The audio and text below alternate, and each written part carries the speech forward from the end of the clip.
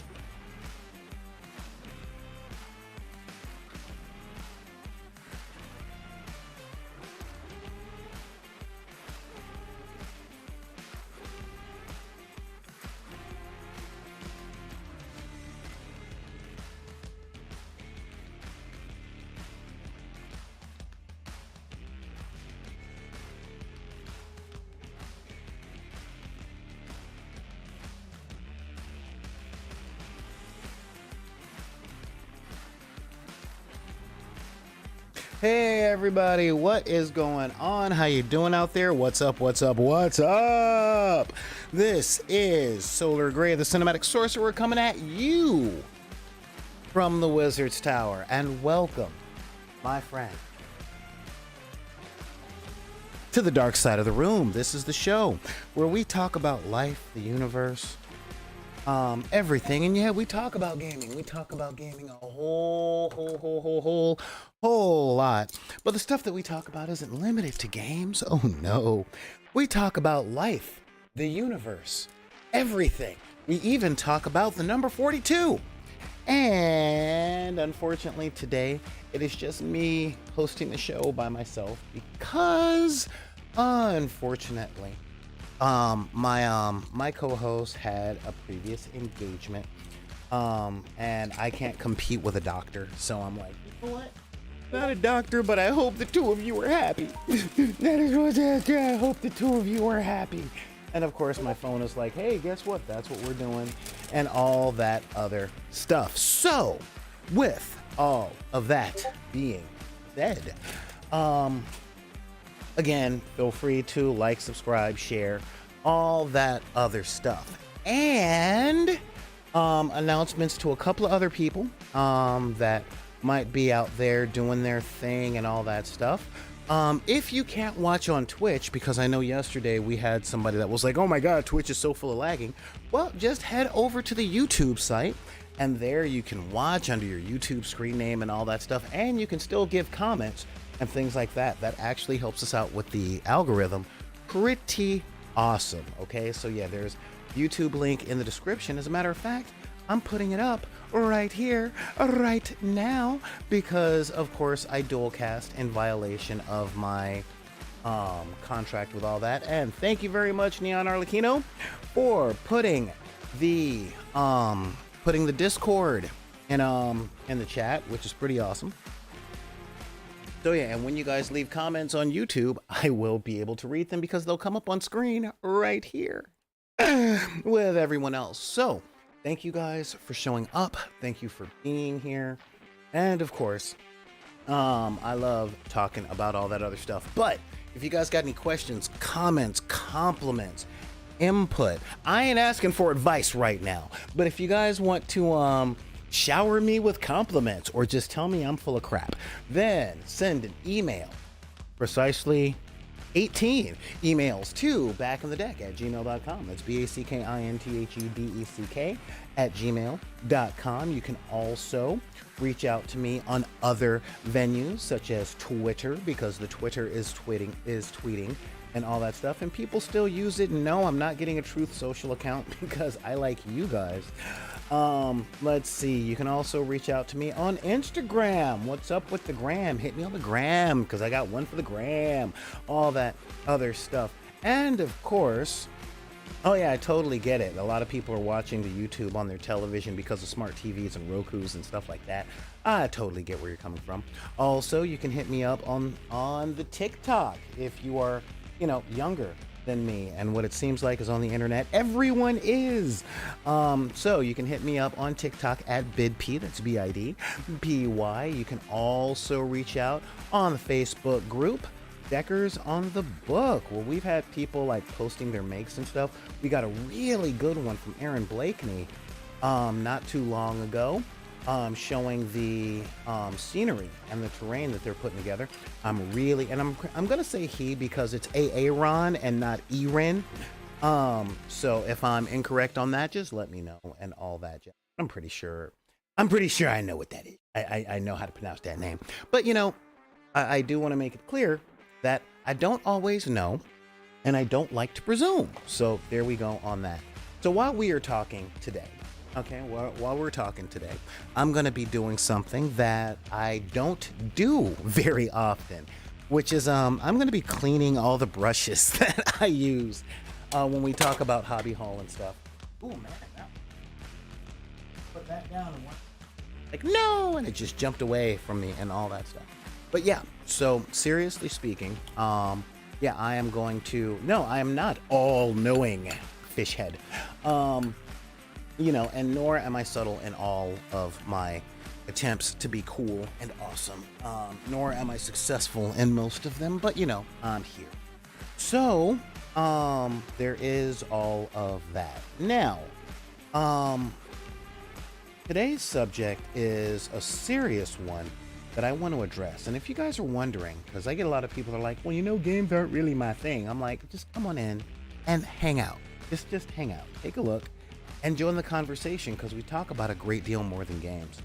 And believe it or not, I get complaints every once in a while because people tune in to hear about games, and I'm talking about all this life stuff that I learned from gaming, that I apply to gaming, and I apply to the biggest game that there is. And that's life, y'all. Seriously, yo, it's a whole game, because life's just a game. Bet you're just trying to win, or you're just trying to survive, So yeah, and I know in my neck of the woods, when I was growing up, we always talked about being an adult and living in the world as a game. Gotta do that whole thing. But now that we got all that stuff going, let's get into today's subject. I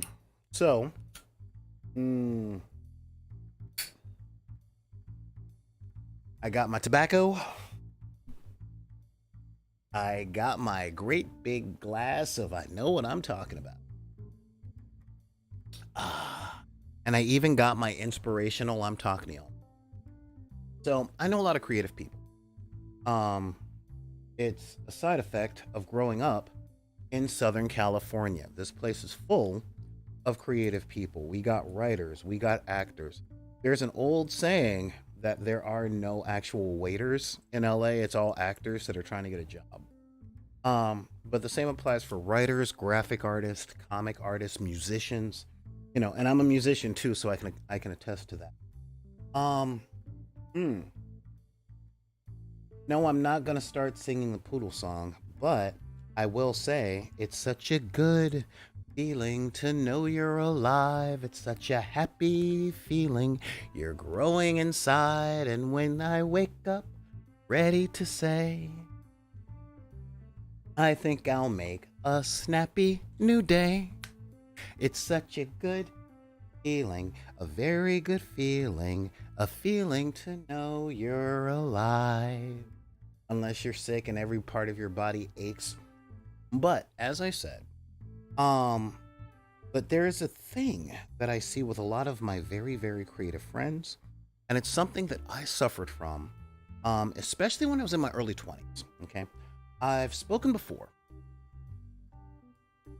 on the mythologizing, or what we call the mystification of things. Now, again, I love games. I do love games. And I talked about this in relation to the most dangerous title I've ever seen, which is Dungeon Master. I am a master of all dungeons. But just anything that it comes to teaching people, we have this, I guess you can say, pedestal that we put experts and things on, right? Um, and to, this comes down to this idea that we come up with when we're kids, okay? Because when we're kids, if you guys are like me and watching this show, which means you're probably just like me in this particular way. When I was a kid, I thought my teachers lived at school. Like real talk, I didn't know that they had lives outside of school because the only place I ever saw them was school.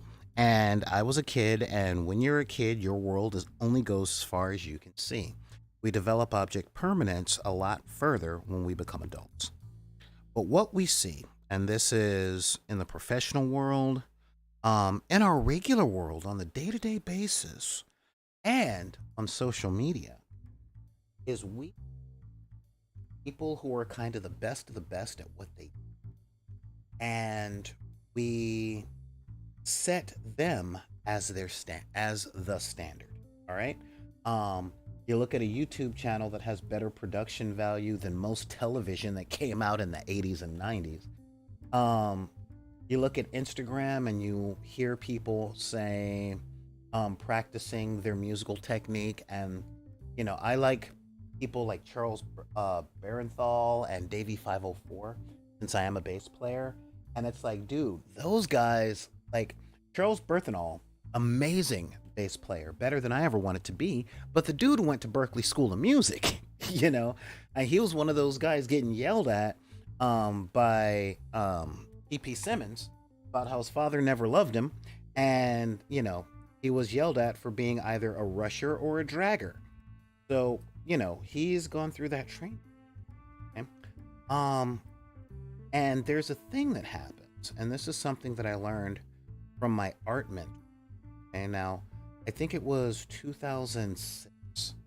I was serving an art apprenticeship with Firebringer Studios, owned by Miss Erin Barrett. And she's gotten married and changed her name from there, but Firebringer's going wrong. And she went to art school. She has a fine arts degree in production. She's one of the top patina artists. And, I didn't even know what patina was at the time. And yeah, I said 2007. So, I was in my 20s, early 30s. Okay. I had just turned 30, as a matter of fact.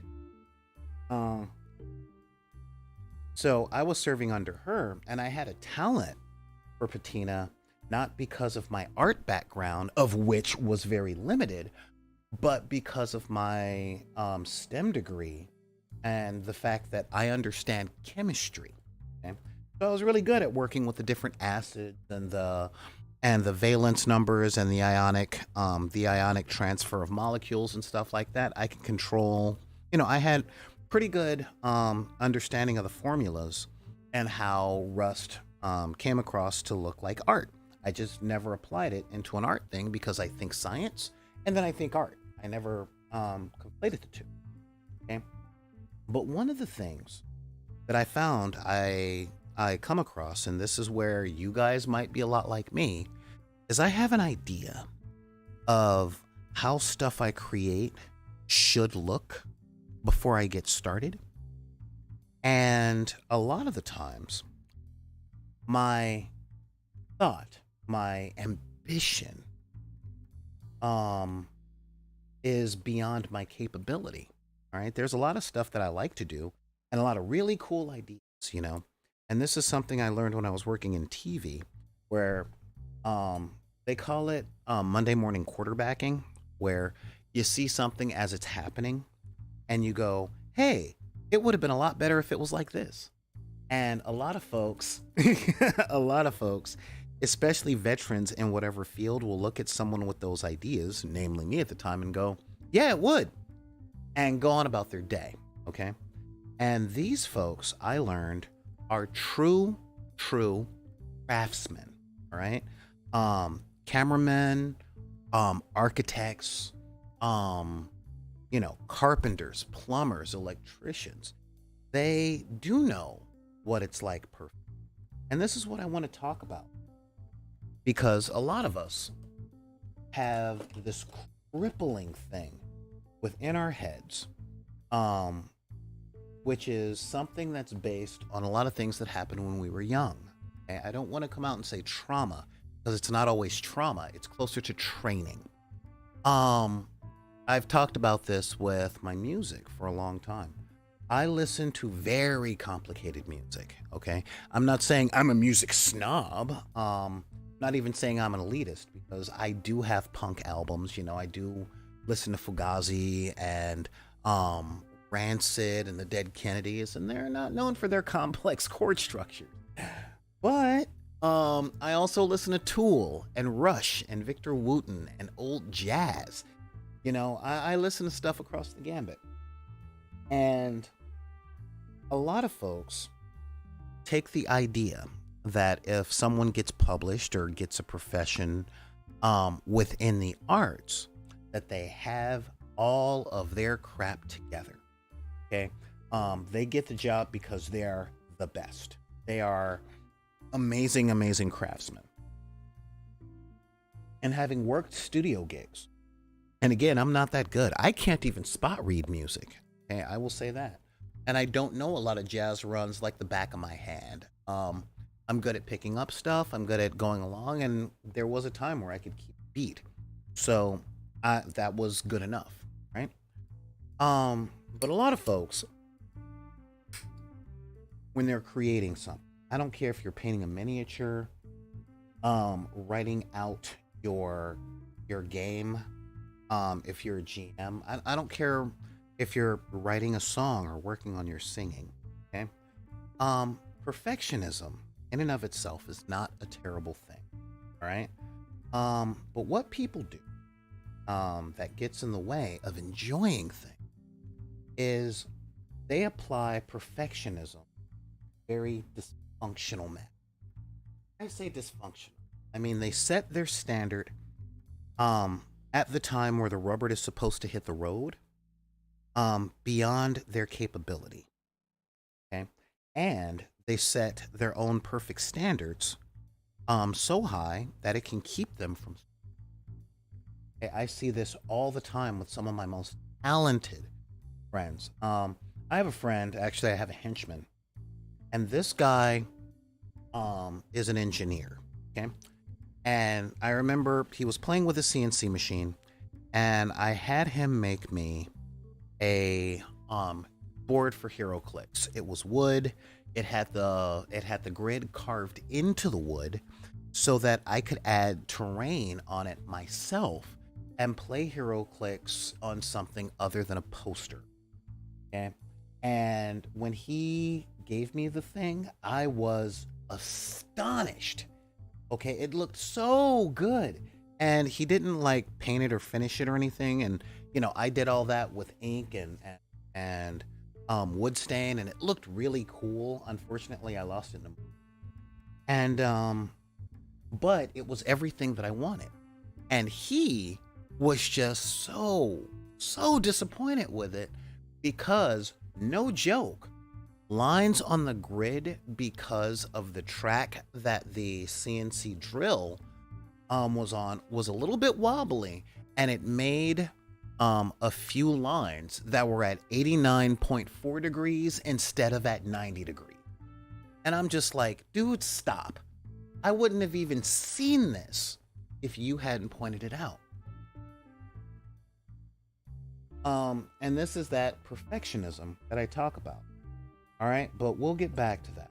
I want to talk about craftsmanship. All right. Now, craftsmanship is something that we're all taught to look for. Okay, and what craftsmanship really is, you can see this in music or carpentry. You know, the manual arts are the primary thing that we think of when we think of craftsmanship. Don't believe me? Um, when we look at carpentry, you know, we'll look at like a piece of old furniture that was made in the 1920s when there weren't as many power tools, and we'll see how well it was put together and the super toxic chemicals that were used, but it made it so that the chair stood the test of time. Okay, that chair is older than our grandparents, and it's still sturdy. It can hold a lot of weight. This chair has craftsmanship. It has good craftsmanship. Right? And why is that? Well, we talk about craftsmanship and attention to detail and things like that. And these things are really, really important. But what is the difference between perfectionism and craftsmanship? And it really comes down to where your metrics lies.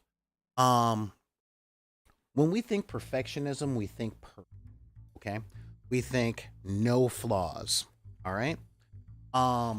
We think the best. Now, I've talked about the best in and of itself, um, as something that I don't want to be at anything, because in order to be the best at anything, that means I have to be better than everyone in the world, which means every 5 years, I would have to meet the entire population of the planet and assess my skill against theirs. And the fact is, I don't have the money to find every person on the planet.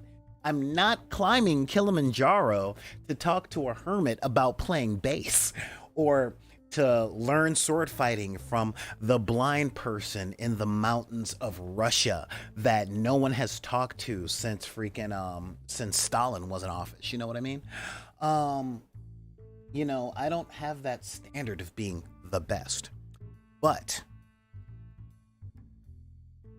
when it comes to craftsmanship, what I've learned craftsmanship to be, thanks to my mentor at Firebringer Studio, is to do the best job that we can do with the tools that we have, within the time constraints that we're working under. Okay? If you like, you guys know I'm here Monday through Friday, 3 p.m. Pacific Standard Time, and I give you guys the absolute best show that I can produce on a day-to-day basis. All right? Now, what does that mean? What does it mean to give you guys the best show that I can produce on a day-to-day basis? That means I have my own equipment, and my equipment is kind of locked in with their settings. All right? I'm always doing a little something, just a little something, you know. But the fact is, yes, I'm really, really washed. Oh, that's so much better. That's a lot better. I like that a lot better. I'm always making adjustments here or there, but that's just kind of the way that stuff is. Here's my resolution here. Quality auto. What is this? 640. 640. Oh my God. I thought I was broadcasting in like 1080. It looks a lot different on my pickup screen as it does in my preview. So, sorry, but on one screen I look amazing, on another one I look all weird. But anyway, but when it comes to craftsmanship, I give you guys the best that I can give you with what I have to work with. Within the time that I have to produce these shows. Okay. And as I get better, so do my shows. My craftsmanship improves. Now, yesterday, when I gave you guys a preview of this episode, I talked about a study that was done at the University of Texas, with a photography teacher that told half of his students that they will be graded on doing 100 pictures within the semester. And the other half will be graded on the quality of one picture that they produce over the course of the semester. The ones that had to produce one picture had to produce the most perfect picture that they could make. And the ones that did 100 pictures, all, talking 100% of them, produced pictures by the end of the semester that was better than the photographers that only had to do one. Okay? Because the ones that had to do one were stuck in what we're talking about today, which is the danger of undue perfectionism. They were planning and planning and planning and planning and planning and planning on making the perfect picture, while the other ones were just pumping out content and honing their craftsmanship. They were getting better and better and better every 10 or 15 photos that they were producing. Okay. Now, a lot of people have imaginations where I'm going to draw a picture. It is going to be a fantastic picture. That picture will elicit an emotional response from people that will show them the beauty of the world as I see it. Okay? But here's the thing, guys. Your imagination will always be a minimum of 5 levels of. I don't care how good you get at your art. Okay? Because the imagination is not bound by the laws of physics or biology. Okay? I can imagine flying right now. That doesn't mean I'm going to go whoosh and I'm gone. I wish, because I wouldn't have to pay for so much gas. And I could go to Vegas like every other day, which would be kind of cool. But I can't do that because the laws of physics are very difficult to break in practice. Now, where this comes in, when it comes to our creativity, is this. In my hand is a miniature that you guys can actually. That one's green. In my hand is a miniature. I have a few ideas of how I want it to look. Okay, but my perfectionism will keep me focused, and this happens a lot, which is why a lot of my content suffers, because I suffer from this myself. I will be at this thing really, really, really focused on a tiny, tiny detail that no one will ever see, but I know will be there. Okay? And that will keep me locked up painting this one miniature for days, months, and it will keep me from doing what I want to do with the miniature, which is play with it. Okay? I want to play with the things. Heather Johnson. Howdy, folks. Hey, how's it going? I'm pretty sure that's my Heather. I hope against hope that they're at the doctor's office. Not, I can actually into the show. Let me know. I'm looking at your comments on YouTube. Anyway. So yeah, when all of that stuff comes down, a lot of the times, and I see this all over the place, and if you guys feel this way, I'm letting you know I'm not attacking you. I see you, and I'm just like you. But when it comes to craftsmanship, a craftsman doesn't take a shortcut without a reason. Okay? The best craftsmen have their techniques down, and they pick the techniques that will allow them to accomplish the goal within the time. Okay? But a perfectionist, okay, a perfectionist in and of themselves will continue to plan and agonize all that jazz over how to do it, the dictionary definition of perfect, which means 0 flaws. Okay. Now I prefer to be a craftsman. In fact, I've been called a craftsman when it comes to a lot of things I do.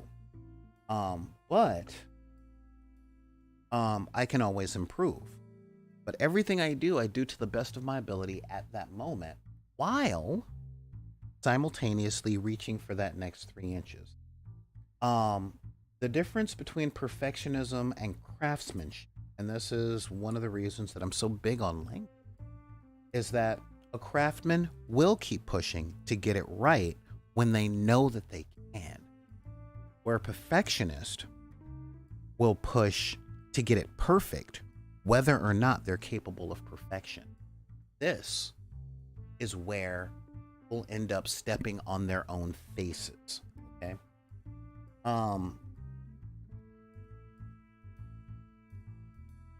Because the fact is, guys, I don't care how long you've been at a trade. I have a lot of artists that I love. Okay. Alex Ross is one of my favorite comic artists because he brought doing portrait style art to the field. If you haven't seen him, check out Kingdom Come or Marvels. And they're like 20 years old now. But his stuff was like, oh my God, look at how Superman looks so, it looks like he's wearing spandex. You know, he doesn't do that PVC painted on body style where you can see every ripple and every muscle. It looks like the people are wearing clothes. And of course, Alex Gray, you guys will be able to see his art on Tool albums like Numa, 10,000 Days, you know, that kind of thing. And the stuff that they do is just like shocking. It is just, wow, this is like amazing stuff. It's better than I ever want to be. And their levels are great. And everything they do to perform at the peak of their level when they're producing work. And the thing is, and this is the difference, as I said, between a craftsman and a perfectionist. A craftsman reaches for that 3 inches before work or after work. A perfectionist reaches for that 3 inches during. And most of the time, the perfectionist either doesn't finish or is very unhappy with what they have. And I don't mean satisfied but know they can do better. I mean they hate it. They hate what they produced. They hate themselves. They're just their hatred is so thick. It's like they are a robot programmed for it. Just I hate so much. I hate that Harlan Ellison should write about me in books. Oh, I hate, you know. And one of the things that I'm always trying to push is that these things that we do, this art that we produce, we do it for 2 reasons. Reason 1, the biggest reason, is because we can't not do it. Okay. You might think you're cleaning your kitchen, but you're not. You know, you're doing art. You might think that you're doing laundry, but you're not. You're doing art. You know, you might think that you're a waiter at a restaurant, but you're not. You're acting, you know, like you're acting like these customers aren't getting on my damn nerve. But yeah, I mean, it's just, these are the things that we do because it's within our nature.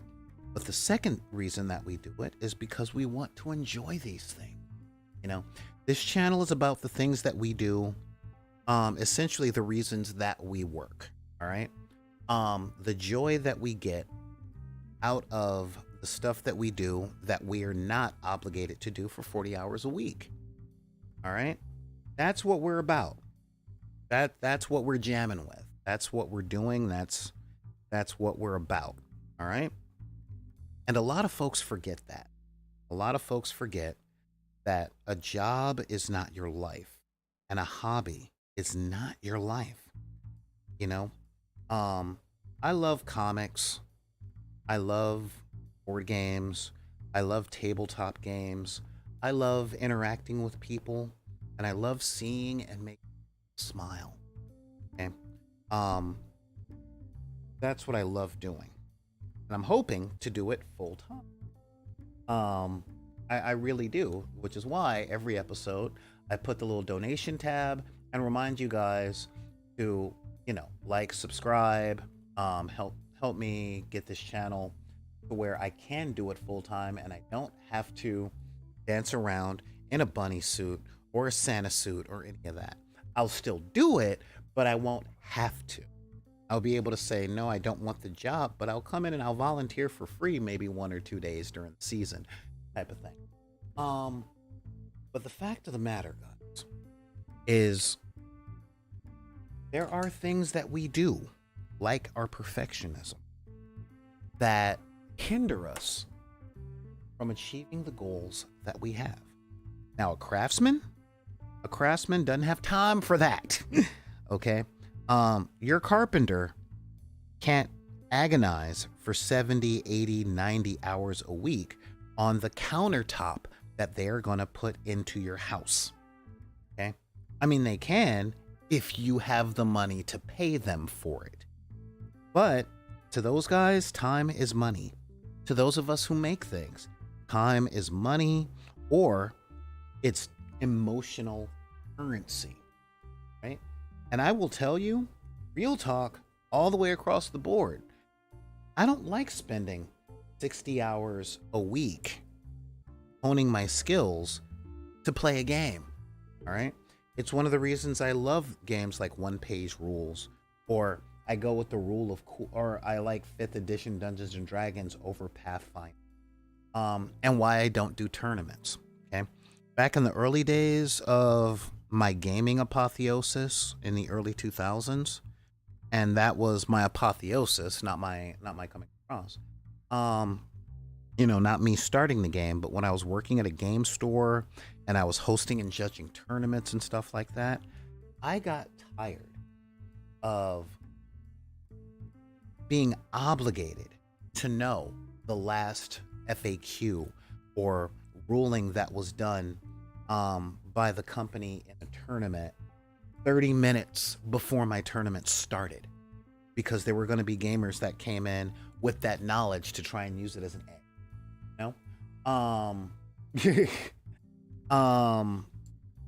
I did not dig that. The games were my hobby. The tournaments and stuff was my profession.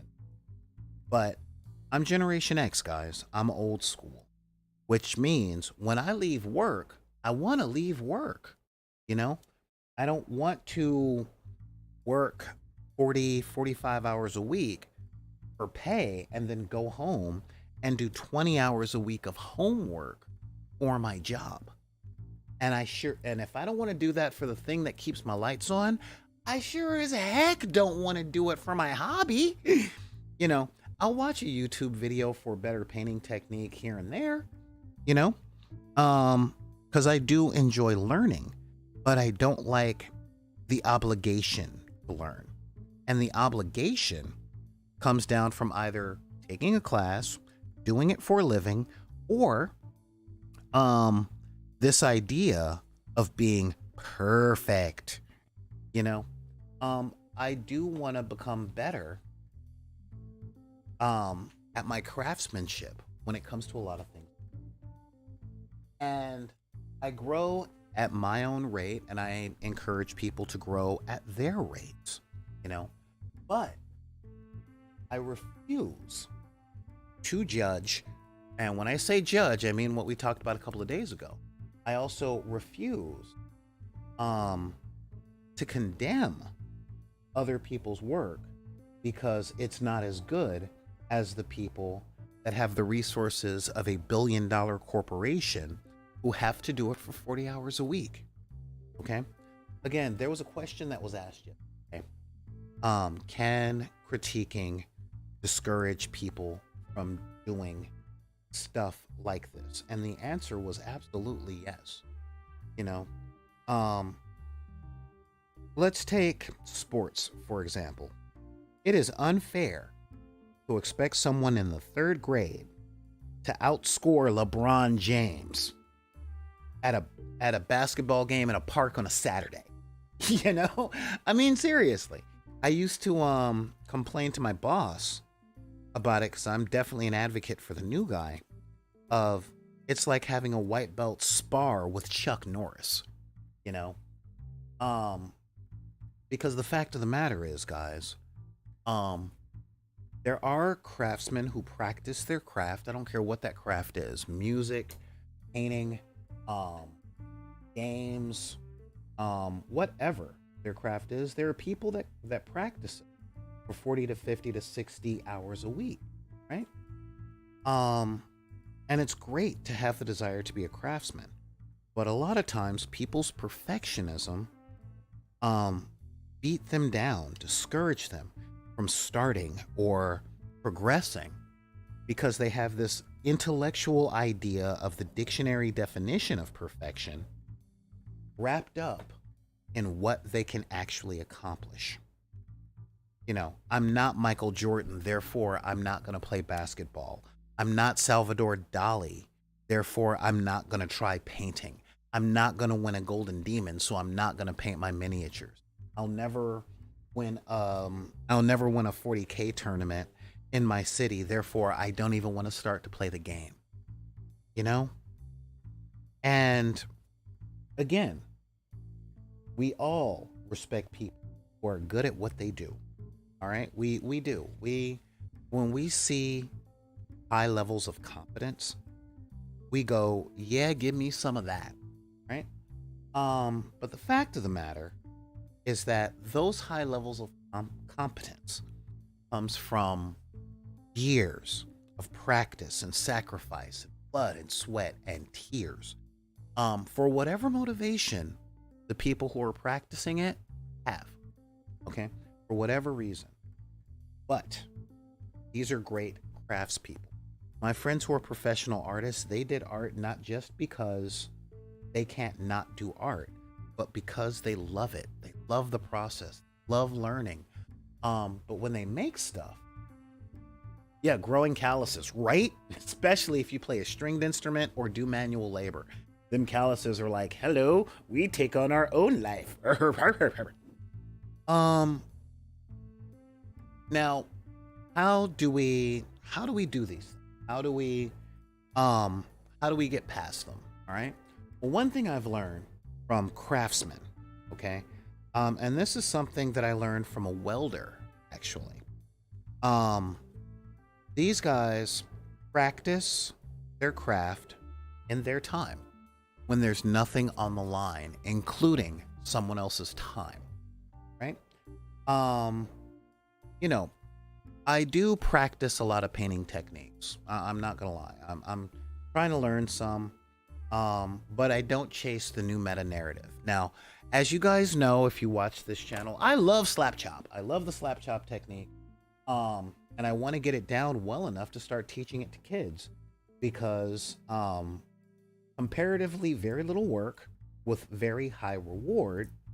And, you know, sure, Golden Demon person will be like, well, you just slap chop this. Where's your non-metallic metal? Where's this? Where's that? And I'm like, shut up. It was done by a second grader. Okay. And yeah, I mean, that's just the thing. However, there are other techniques that I learned that a lot of people are like, oh, well, that's old. And I'm not that guy. When I was first learning to paint, dry brushing was a really big thing. And now people are like, I don't like the way dry brushing looks. It's all chalky and but there are other ways to do these things. And that's one of the reasons I'm cleaning these brushes. That and the fact that they really need a good cleaning. But when it comes down to it, I'm doing these things because I like to expand my repertoire because I find myself enjoying things that I learn. But I'm not doing it to be the best. This is my way of reaching for that other 3 inches. Now, I'll let you guys know when we do Hobby Hall and I'm painting models in front of you guys, yeah, I ain't pushing for that 3 inches. I'm on camera, you know, and I can't be like, no, this is crap. Rawr! You know, I can't be that level of frustrated and throw my models and stuff across the room like I normally would. Yes, I'm that guy. And a lot of the times, you know, I do practice these things on a lot of my misprints and my piles of shame. Sorry, piles of opportunity. But one of the ways I get past it is I try and make appointments. And make appointments with my friends. Hey, Saturday, we should play some Carnival. Oh, wait, there are a couple of models that I wanted to get painted before the next game. Or, I'm fortunate since I'm a streamer. This day next week, I am going to be doing a show where I'm painting this particular thing. I had better make sure my hands are steady. I'd better have a plan for how I'm painting it, because I can't just improvise 100% on screen. All right. So I'm like, okay, I'll throw in some dry brushing here, and if lightning strikes and I get inspired on camera, which you guys have seen if you watch the shows regularly, I'll do that. I'll totally do that. That's not a problem. It's a thing, right? But as I do more stuff, hey, Gaming Fix, yeah, as I was saying, if I get inspired and lightning strikes, I'll do the thing. But as you guys know, I'm not looking to win any awards, and I'm not making art. I'm painting toys. And I'm happy there. I have a goal. I have an appointment, which is I have to paint this on the show. And don't worry, guys, I haven't forgotten about him. We'll probably get to that next week after I come back from out. But the whole thing is so many people rob themselves of opportunity, growth, and joy because of their idea of perfectionism. And they totally forget about craftsmanship. Okay. In the old days, there used to be things like apprenticeships as a regular. And an apprenticeship is when the new person, generally the new guy, is training with the old head. Okay. Because the old head's been doing it for a little while, and they're teaching the new guys how to do what they do. All right. And within the apprenticeship is where the younger guys, the new guys, are really learning their craft, i.e., learning how to be craftsmen. And some of the best mentors that I've seen, they do push their apprentices. But what makes them good is that because of their experience, knowledge of craftsmanship, they know when to push, where to push, how hard. Because I say it all the time. Not everybody's a teacher, but the fact of the matter is that the really good teachers understand where to push. But they're not pushing for perfection. They're pushing for an improvement in craftsmanship. And when it's time for the showdown, or when the rubber hits the road, or when it's time to do the work, they expect the person to do the work to do the best that they can with the tools that they have provided and with the skill level that they're assessed at. Okay. I've talked about how too many people over the course of my life have held themselves to a standard of mastering something on the first day. We've talked about this on the show over again, and we're going to keep doing that, especially as the numbers grow and more people come in, because this is the kind of stuff I think people need reminders of every once in a while. And that is, hang on.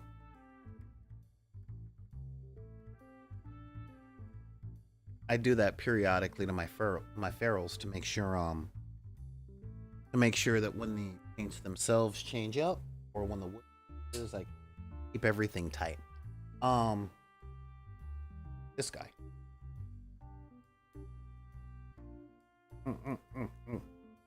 And I wonder why I need dental work. But muscle memory takes as long to build as it does. And that's the stuff in your hands. Okay, guys? It's also the muscles in, well, your brain, your breathing. A lot of these things take time. And they grow at the rate by which they grow. I learned that from... What? Your eye muscles? What are you talking about, Solar? You're being all weird. Yes, I am being weird. But follow me on that. Okay.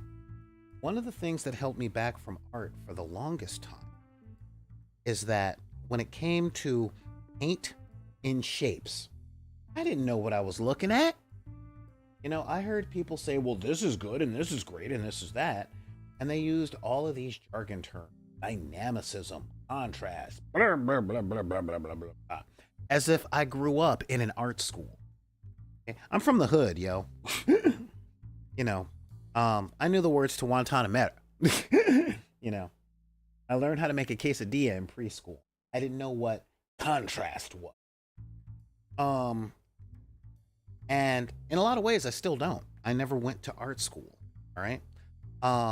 So I'm very much self-taught when it comes to a lot of this. But, I had an idea of a lot of stuff I wanted to talk about or to look at, or stuff that I thought was good.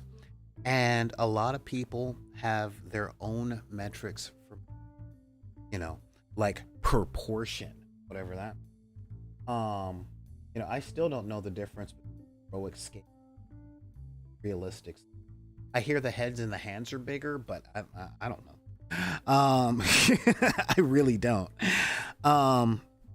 And so I look at the things and I don't think that I'm making works of art that belong in museums. I think I want a cool looking toy that I can go, right? And that's where I keep my stuff. However, I don't like seeing brushstrokes in my paint. So how do I do that? If I draw something, am I looking for photorealistic, believably realistic? I don't know. When it comes to my filmmaking, I have ideas about what I want to do with story, especially when I'm writing. And I hear a lot of people tell me, well, that idea isn't realistic, that idea isn't plausible. I'm like, dude, I'm writing stories about magic wielding angry people that wear capes and fight animals that don't exist. Why are you trying to saddle me with realism? I mean, seriously. That has always been one of my really big questions. I don't care that Metropolis isn't a real place. I don't care that super alien. I don't care that people with power don't act the way that I act. That's not what I'm looking for. I don't look for creations of things to be a window into another world that looks like the one I live in. Real talk, I'm not very happy with the world that I live in. Check the news for anything happening in Tennessee right now and you'll but I do have certain things that I want to do. I don't like seeing brushstrokes in paint. I like the idea of one day being able to do line because I like watching capillary action.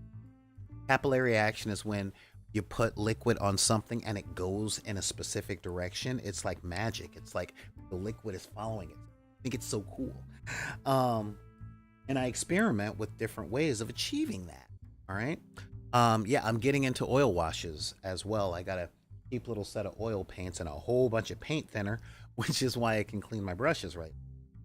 But truth be told, that's just stuff I want to do out of curiosity.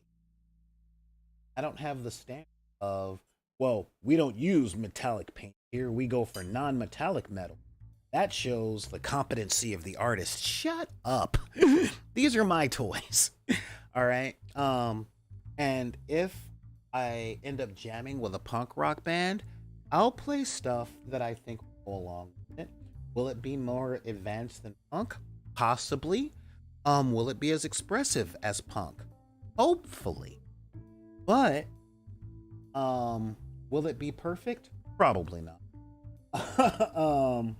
Because I won't be sitting up there crafting the song. I'm just going to be wiggling my fingers and plucking some strings, and this is where I wanted to talk to you guys about. Now, if I record another album with someone, then yeah, I will be a craftsman. I will make every note matter. I will try and make room for other people. It won't just be me doing it. And because I will be collaborative else, and I want to make it the best that I know how to make. But a craftsman can screw around. A perfectionist doesn't. They never screw around. Everything is life or death. And when it comes to making everything life or death with your creations or the stuff that you do for fun, like playing games and painting, is it actually fun? Or are you trying to be perfect in order to have fun? And this comes from playing games too. Whenever I teach any of the games that I teach, like One Page Rules, D, um, Settlers of Catan, the Dresden Files card game, whatever it is that I'm showing people how to play, I'm always pushing the don't take so long trying to make the most perfect move. Focus now on learning the rule. You know, because I come from the school of craftsmanship, there are, we live in an amazing time where we have access to practically all recorded information, if not in the totality of human history, then most of Western civilization, guys. Okay. And what does that mean? That means we have access to knowing more today at any time than we ever had. You know, this is why there are so many amazing painters and so many amazing musicians and filmmakers out there at such young age. The cameras that we have on our phones are so much more powerful, so much more focused, so much higher quality of cameras than the stuff that made 90% of Hollywood. You know, your camera phone is more powerful than the phone that was used to make Casablanca. Think about that. It's miraculous. Okay? But with that comes an expansion of the idea of perfect. Because it means, perfect itself means without flaw. It means better, not just better than what is, but better than what has been.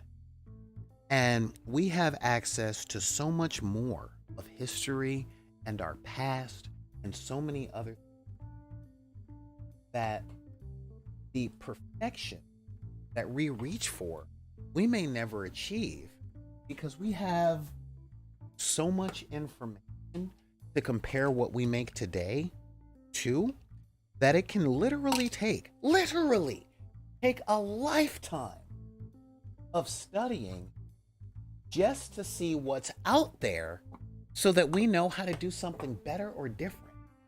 That's overwhelming. Okay? And if you don't believe me, just look up how many movies per year a movie company makes today and how many movies per year a movie companies used to make back in the 40s. Okay? Add up all those numbers just from the big companies and see the length of those movies and how long it would take to watch all of them. You know, seriously.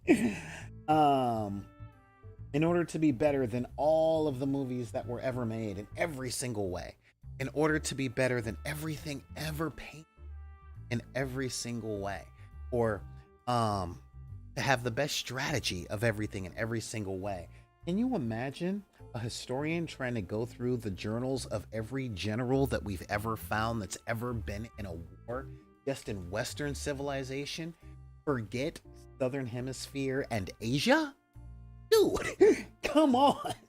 That is just madness. All right. However, we can practice our craft. We can practice paying attention to and learning which details matter and which ones don't. And a young perfectionist, like I was in my 20s, will have arguments with editors over whether or not to include that one frame of a dog wagging its tongue because it syncs with the music or the rest of the trailer. Yes, I'm being specific because it's what I've done. Okay?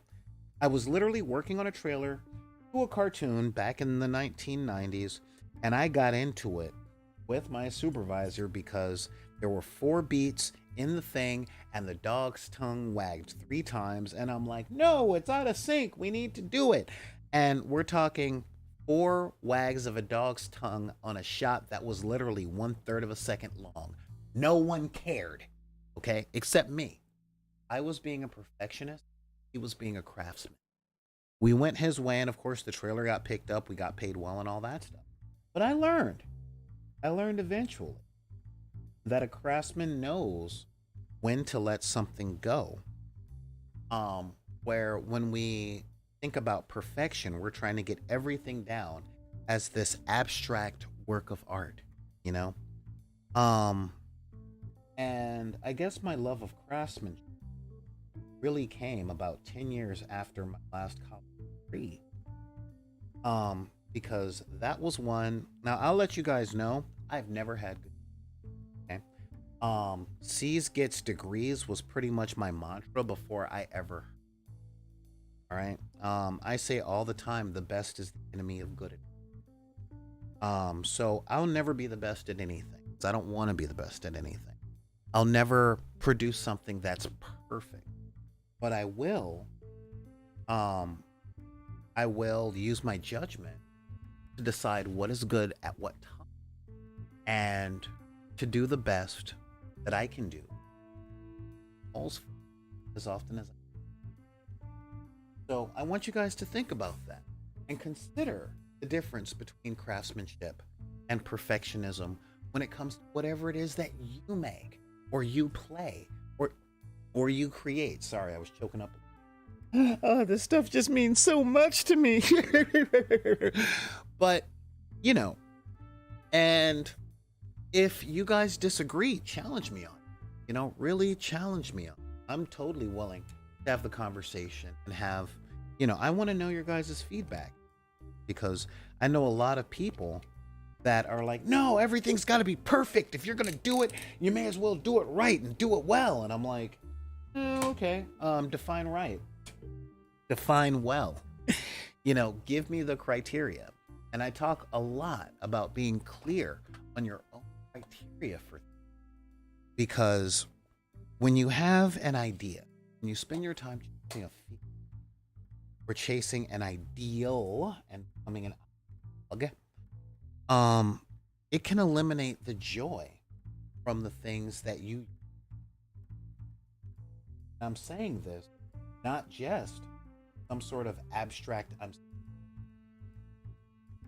but from personal.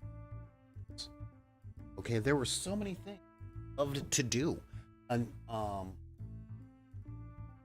in my life that I lost the joy of doing because I was trying to get good. And in the I'll tell you a story.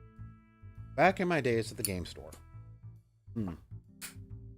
my card game of choice, because when I was playing games or when I was selling games, was my policy to have a game for every single, like, to know at least one game from every type of game there was.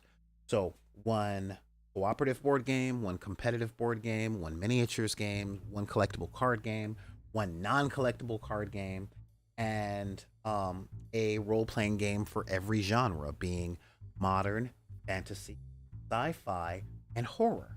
Okay? And my collectible card game of choice at the time was The Lord of the Rings from Decipher Game. It was a great game. It was an expansion on the Decipher Star Wars game. And it was coming out in tandem with the Lord of the Rings movies. Okay?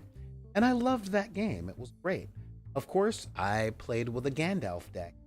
But in this game, you played both the Free Peoples and the Shadow. So your deck was half Fellowship or half Elves or whatever, and the other half would be Sauron's forces.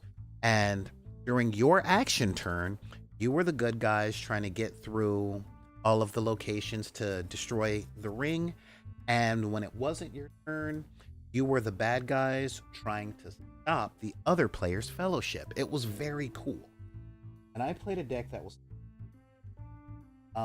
but the rest of the people in the store treat the game like a competitive sport. So they were up on the errata. They made competitive decks. And my boss tuned my Gandalf deck to where it would win. Okay. And the thing is, and this was something that I couldn't deal with. Yes, my deck was more efficient. However, to make it more efficient, it was less Gandalf centric and more Gandalf supporting the rest of the fellowship, and it wasn't as fun. And he saw that I'm not an athlete, and when I was playing the deck that he made for me, I wasn't enjoying myself. You know, I had more fun losing with the deck that I wanted to play with than I did winning with the deck that he designed to win. And I lost my joy in the game until I rebuilt my Gandalf deck, put in a bunch of ints and a whole bunch of other spells and a few other things that would protect Gandalf from getting killed so that I could keep throwing all those spells, and I was having a blast. Did I win more often? God, no. But did I have more fun playing the game? Yes, I found my joy in it again. I think there was an article written about this when it came to Magic the Gathering of the 3 types of players that there were, which was, I think, Chad, Timmy, and Jim. And I was all about, dude, this is awesome. You know, when I play tabletop miniatures games, I like playing with the big pew pew robots. Am I gonna lose? Probably. But am I gonna go and the guy stomps? Yes. Am I gonna make funny noises and go whoosh whoosh whoosh with the planes that I pull out? Absolutely. Because I'm all about the whoosh whoosh whoosh. Look at the fun we're having. So when it comes down to that, when it comes to my craftsmanship, I make the best that I can with what I do. I want to make my giant robots and my planes and my tanks and my little army men. I want to make them look good. I want to make them, I don't want to kill all the detail in the mini by layering layer and layer and layer and layer and layer and layer of paint so that it just looks like a ball, But simultaneously, I don't want to spend 19 hours per figure on my army that has 41 figures. Just think about how long that would take before I play. And a lot of people don't like playing games. I get that. A lot of people actually have more fun doing the thing I don't like doing, and I say go for it. However, when your perfectionism starts taking away the joy from where you started, and it's not paying your bills and it's not putting food in your children's mouths, is it really worth it?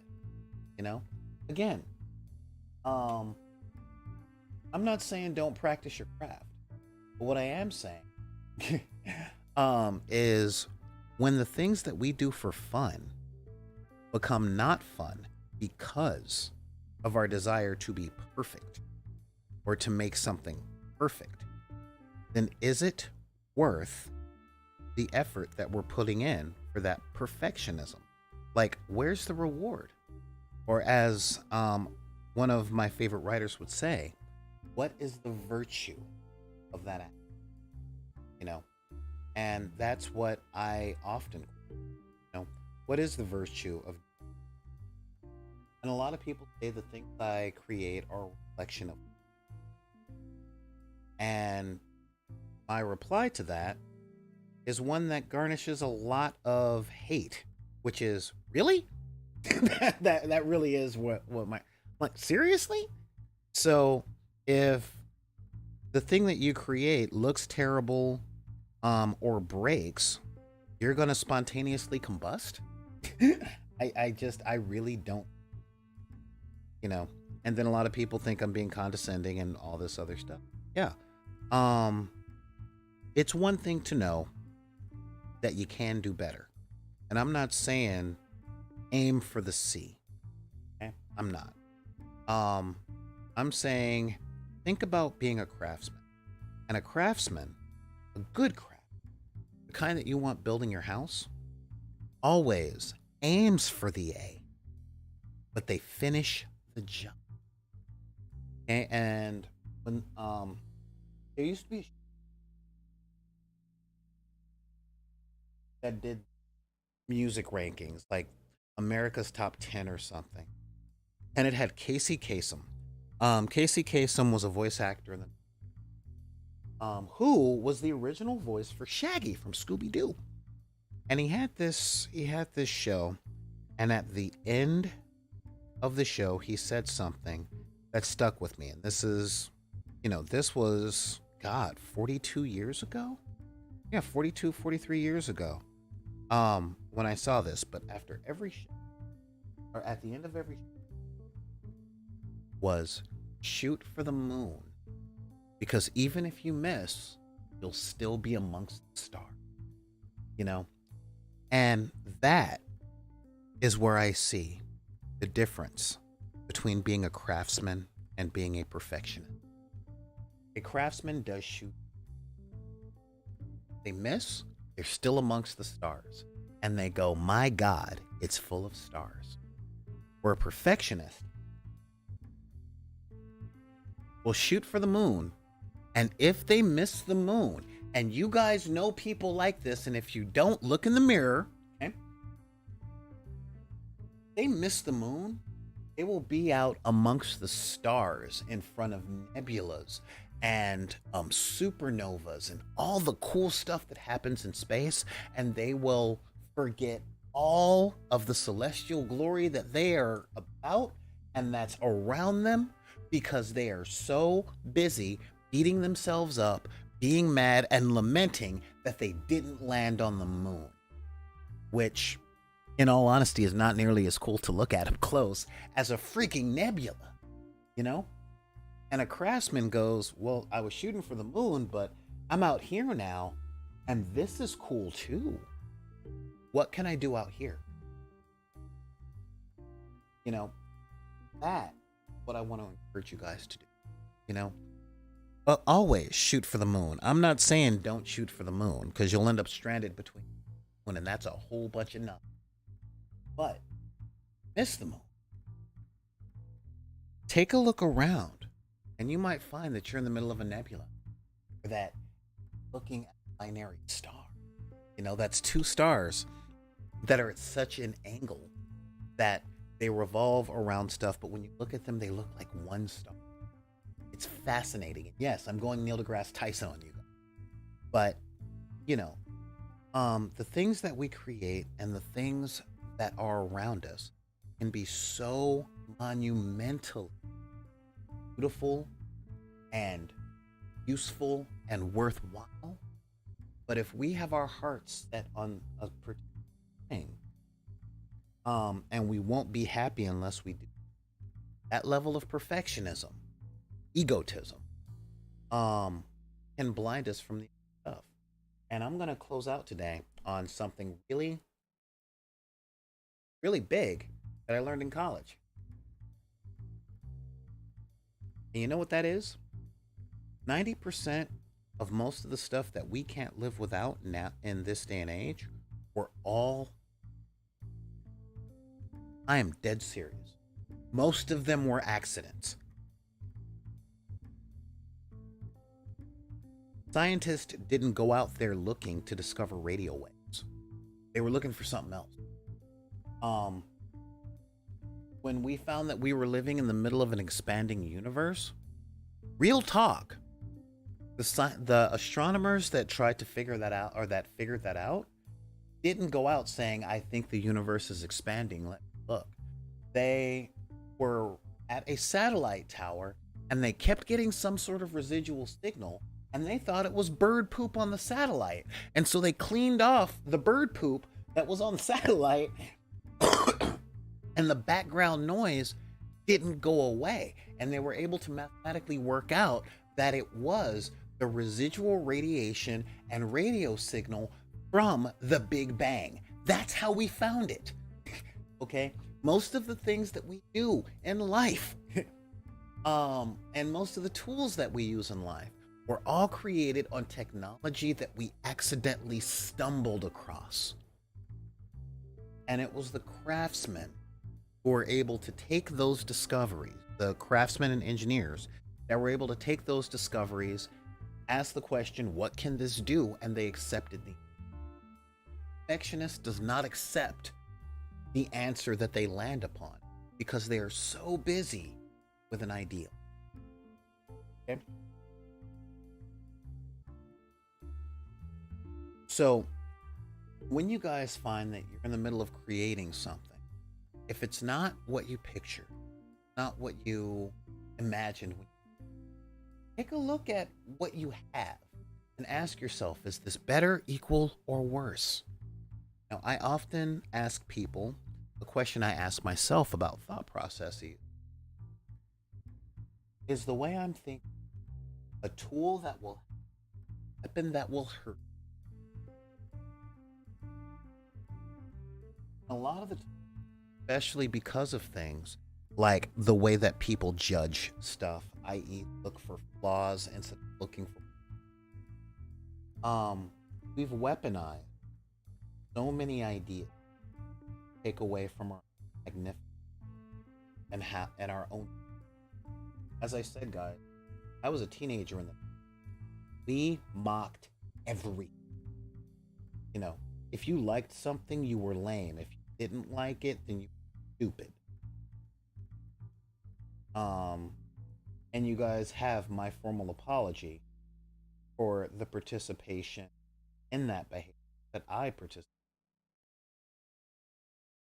Thing is, it's not useful thinking. All right. And one of my favorite songs from Rush, it's called "Time Stands Still," and Getty wrote, "I'm not looking back, but I want to look." Okay. If you have an idea for what you want to, that don't look back, around. Might find made something that you might need a little more. But with all that, I want to say thank you guys for showing up. If you guys got any questions or comments, feel free to send me an email at backinthedeck@gmail.com. That's BACKINTHEDECK @gmail.com. You can also reach out to me on Twitter at backinthedeck, Instagram at backinthedeck, TikTok at bidp, that's BIDPY. You can also hit me up on Facebook if, let's face it, if you're over 35 and you still have one. Join Deckers on the Book.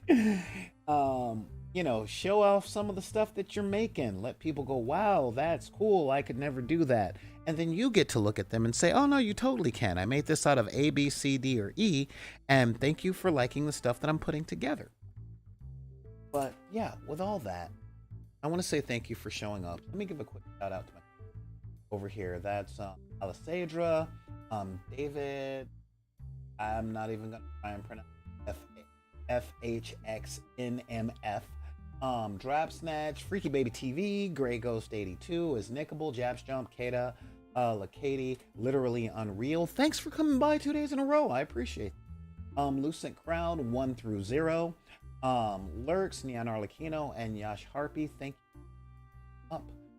Again, join our Discord community if you find that there's value in what we've done. Help out the channel by leaving a donation, and one of the things I just put in the chat, or head over to the YouTube, or should I say, and subscribe here on Twitch with your Amazon Prime account, because with your Prime you can subscribe and watch this stuff without commercials. I don't run my own commercials because I don't really like you guys having to go away if you're learning any of that stuff. And other ways you can help the channel out for free is share the stuff from YouTube, let people know here. I know we talk a lot about gaming, but we also talk about a lot of other stuff. And for you guys that are here for gaming stuff, I know we talk a lot about other stuff, but we talk a lot about gaming. But remember, life is a game, and you don't exactly play to win, but you play not to lose. But with all that, anybody tells you that you guys can't like what you like because of circumstances of race, religion, creed, gender identity, sexual orientation, disability, neurodivergency, or your budget, because we all know that the trailer park is never too far from the hood. You can tell any of those people to take those cards they're trying to put them back in the deck. I'm Solar Gray, the Cinematic Sorcerer, saying thank you guys for being here. Hopefully Heather will be back tomorrow, but even if she isn't, I should be here with DW. So either way, I'm gonna have a co-host. Um, but with that, I want to say thank you, and we will see you next time. Dark side of the room. Such a good feeling to know you're alive. Happy going inside.